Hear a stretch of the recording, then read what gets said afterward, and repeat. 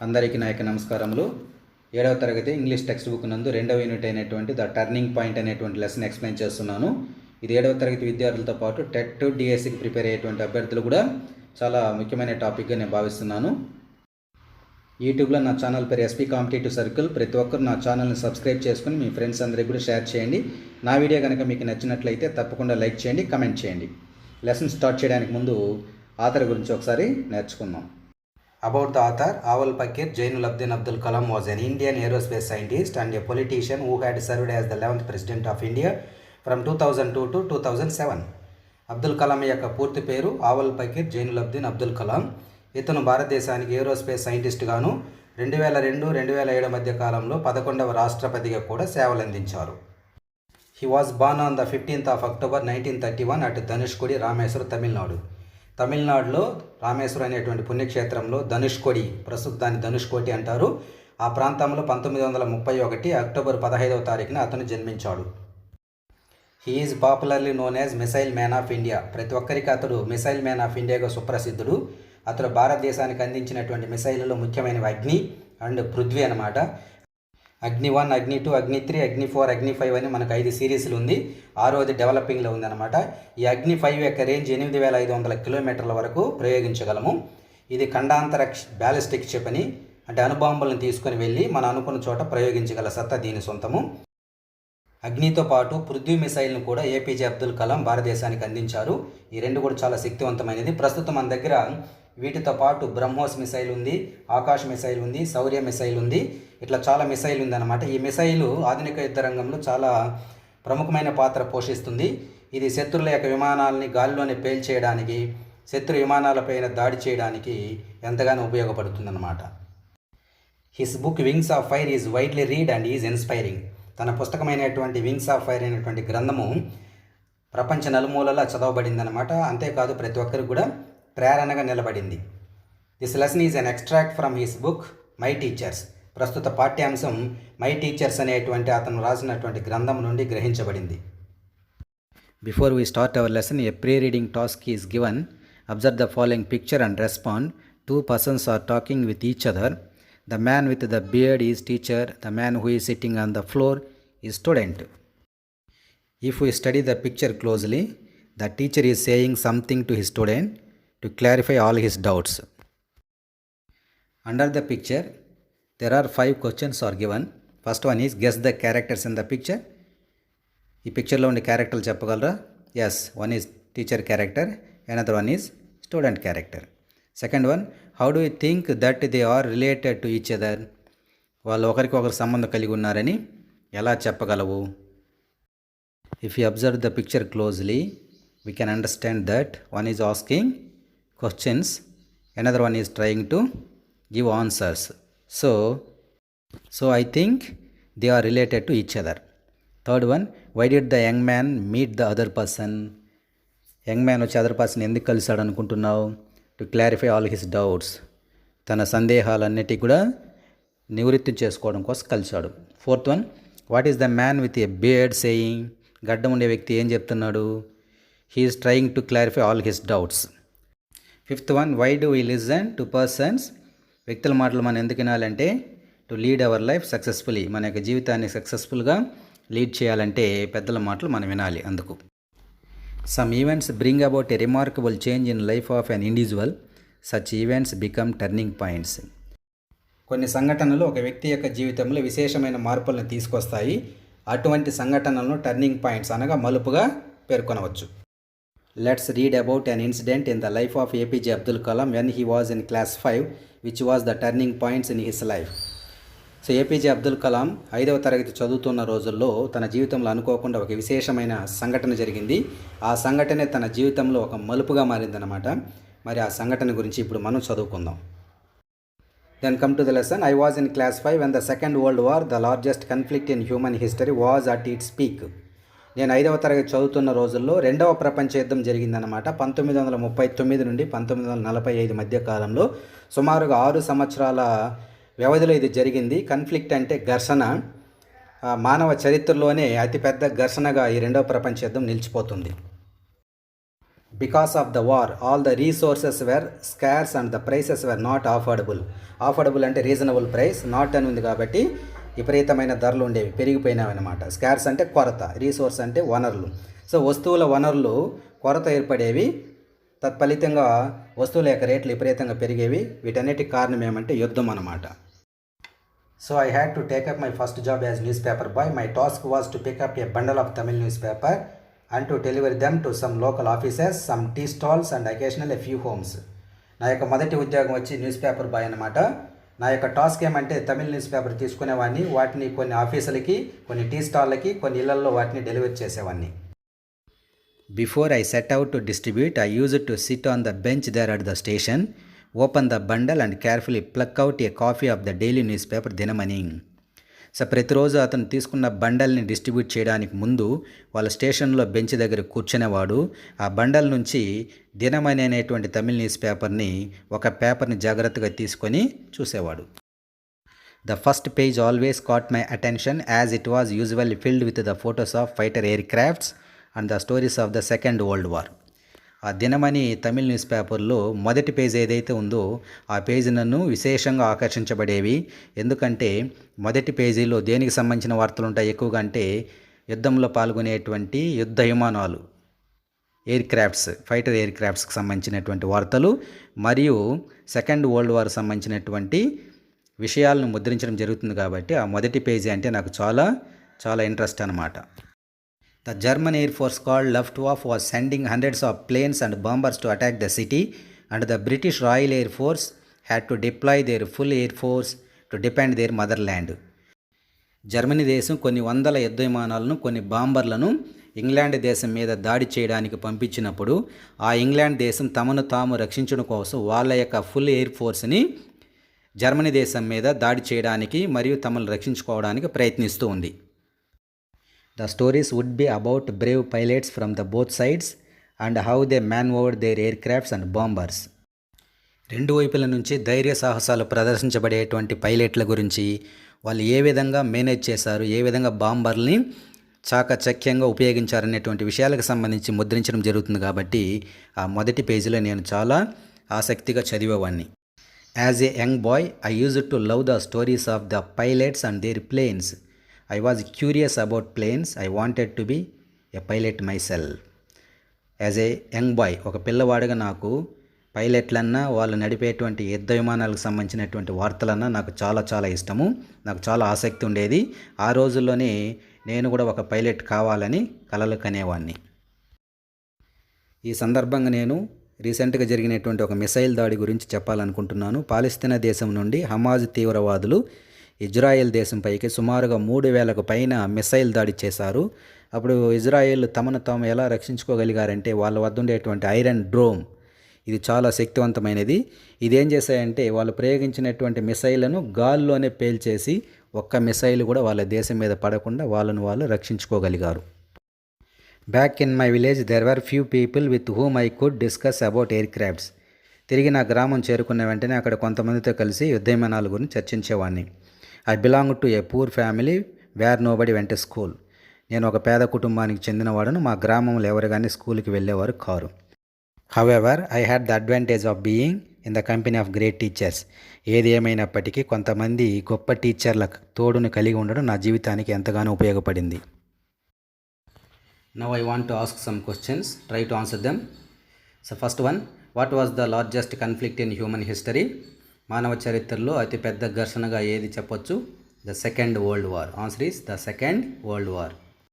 What was Abdul Kalam's first job? He joined as the news paper boy. News paper boy is his first job. What was the name of the Tamil news paper? Dinamani was the name of the Tamil news paper. Answer is Dinamani. Which page in news paper attracted Kalam's attention most? The first page. Why? Because the first page was filled with the photos of fighter aircrafts and stories of Second World War. Did Abdul Kalam belong to rich family? No, he belonged to a poor family. What was the advantage did Abdul Kalam have? Abdul Kalam had the great teachers company. ఈ paragraphs కింద రెండు ప్రశ్నలు ఇవ్వడం జరిగింది, వాటిని ఒకసారి చదువుదాం. Who is your favourite teacher? What do you like about him or her. Him or her ఎందుకన్నారంటే ఆ teacher maybe either lady or gent, madam కావచ్చు సార్ కావచ్చు. So every one's life there must be a special teacher, favourite teacher.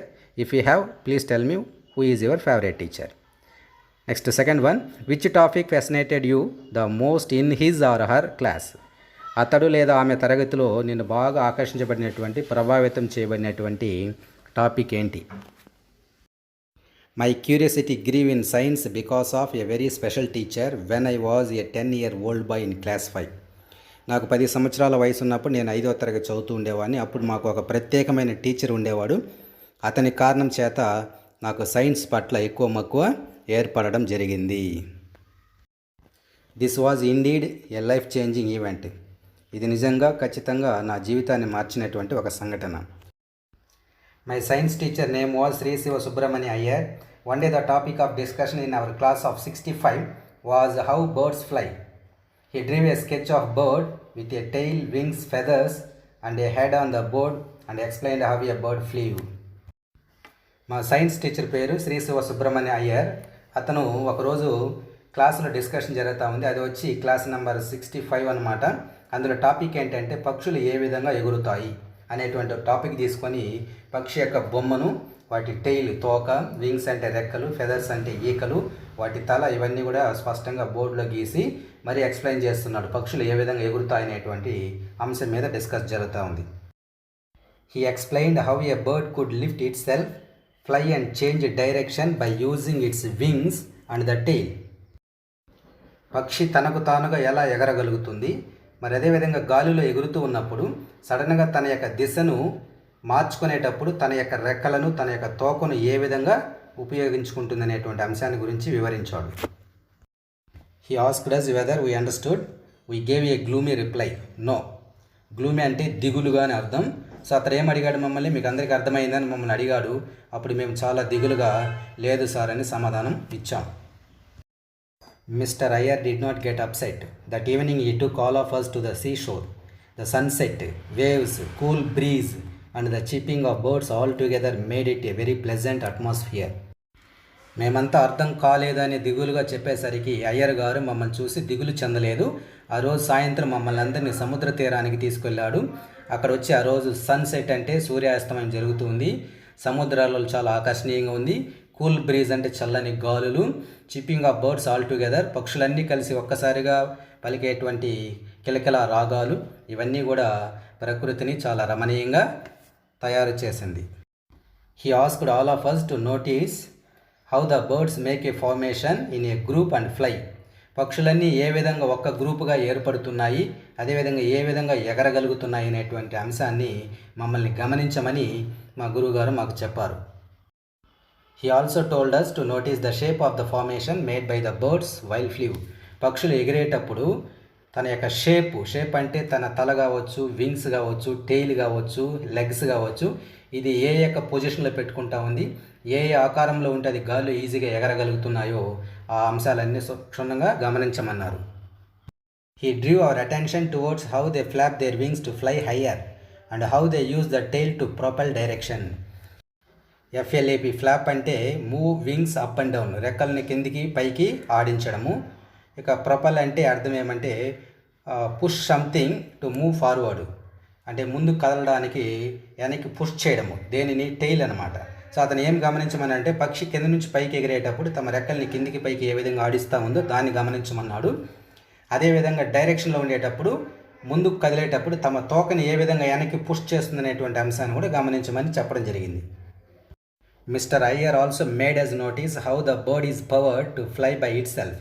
అదేవిధంగా పక్షి తనకు తానుగా ఎగిరేటప్పుడు తన శక్తిని ఏ విధంగా జనరేట్ చేస్తుంది, ఎలా ఉపయోగిస్తుంది అనేటువంటి అంశాన్ని గమనించమన్నారు. In 15 minutes, all the students cheerfully shouted, "Yes, sir. We now understand how birds fly on their own."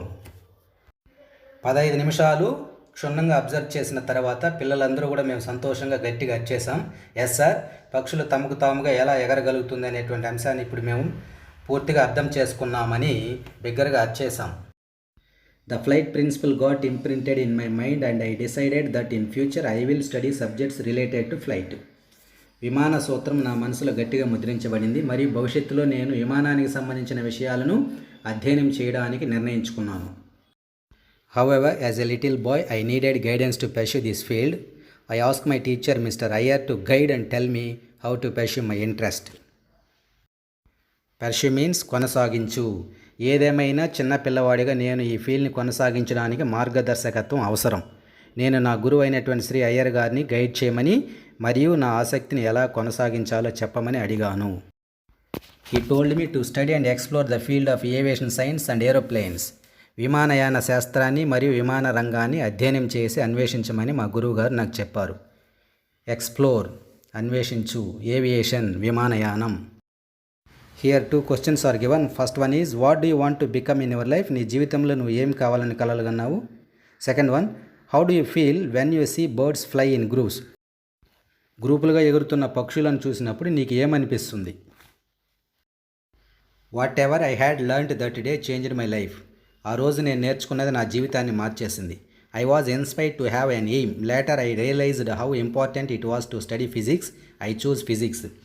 నేను నా లక్ష్యాన్ని కలిగి ఉండడానికి ప్రేరణ పొందాను. భౌతిక శాస్త్రం చదవడం ఎంత ముఖ్యమో తర్వాత నాకు అర్థమైంది. కాబట్టి నేను ఫిజిక్స్ అనే సబ్జెక్ట్ని ఎంచుకున్నాను.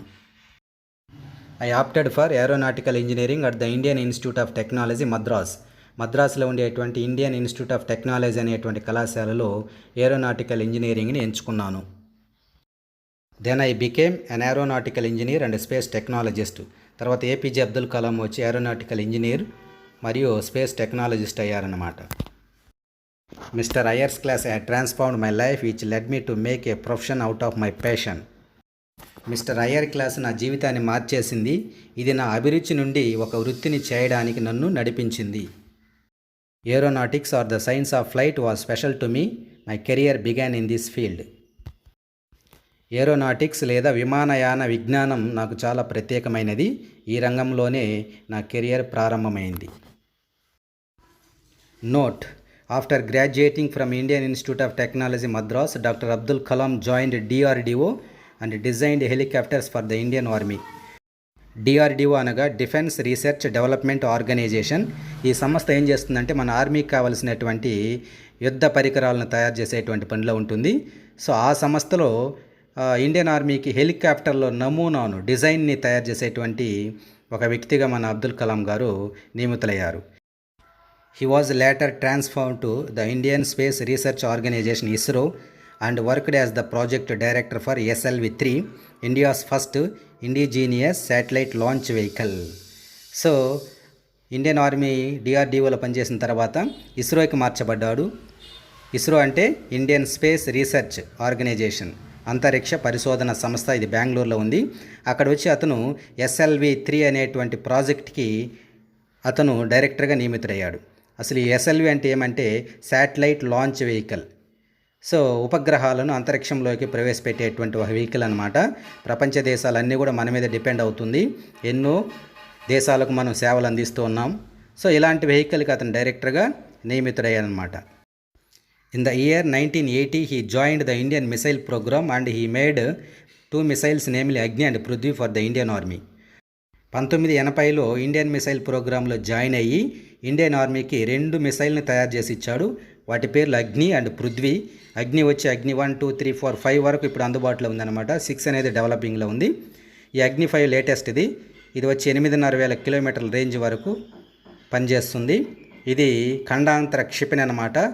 అణుబాంబులను మోసుకొని వెళ్ళి మన టార్గెట్ని ఫిక్స్ చేసిన చోట అణుబాంబులను ప్రయోగించగలదు ఇది. నెక్స్ట్ పృథ్వీ మిసైల్ కూడా చాలా శక్తివంతమైనది. ఈ రెండింటిని అతనే తయారు చేశాడు. People affectionately called him as the missile man of India. ప్రతి ఒక్కరి ఇతని ఆప్యాయంగా మిసైల్ మ్యాన్ ఆఫ్ ఇండియా అని పిలవడం జరుగుతుంది. Later on he got a chance to work as the chief scientific adviser to the prime minister of India from 1992 to 1999. ఆ తర్వాత 1992 నుంచి 1999 మధ్య కాలంలో ప్రైమ్ మినిస్టర్ ఆఫ్ ఇండియాకు అతను చీఫ్ సైంటిఫిక్ అడ్వైజర్గా పనిచేశాడనమాట. In the year 2002 he was elected as the 11th president of India unanimously by all the political parties. 2002వ సంవత్సరం అతను భారతదేశానికి 11వ రాష్ట్రపతిగా అందరి చేత, అన్ని పార్టీల చేత ఏకగ్రీవంగా ఎన్నుకోబడ్డాడు. In 1997, the government of India honored him with the highest civilian award, the Bharat Ratna. 1997లో భారతదేశ ప్రభుత్వం అత్యున్నత పౌర పురస్కారమైనటువంటి భారతరత్న అనేటువంటి అవార్డునిచ్చి సన్మానించింది.